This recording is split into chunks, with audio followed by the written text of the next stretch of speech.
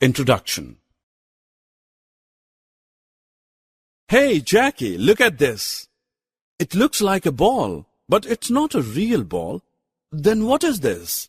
Harry, this is a shadow of a football.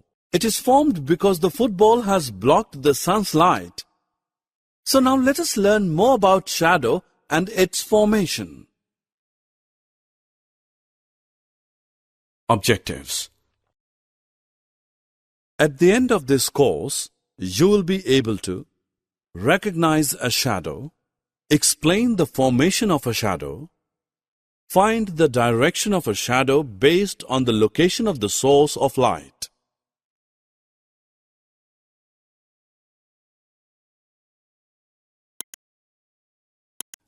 Hi friends, at first let's discuss what a shadow is. Actually, a shadow is an area of darkness which is formed when the light is blocked by an object.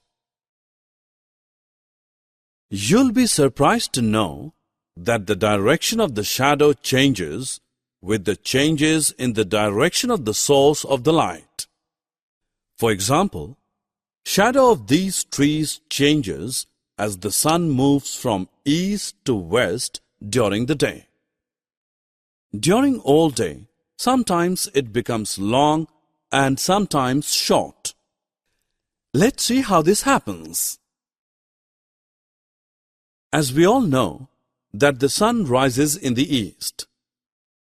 In the morning, the sun is in the east, so the shadow of the object forms in the west. Now just look at its length. The length of the shadow changes as the sun moves towards west. Now it's noon and the sun is overhead. Did you notice the shadow of this tree? The shadow of the tree now becomes small. Friends, as we all know that sun sets in west, hence in the evening, the shadow of the object forms in the east. So friends, we notice that as the sun changes its position, the length of the shadow of an object also changes. Hey friends, did you notice one more thing? That the shadow is always formed opposite to the direction of the source of light. Summary. Now friends, let's summarize what we have learned. A shadow is an area of darkness. It is formed when the light is blocked by an object. It changes its direction and length with time during the day.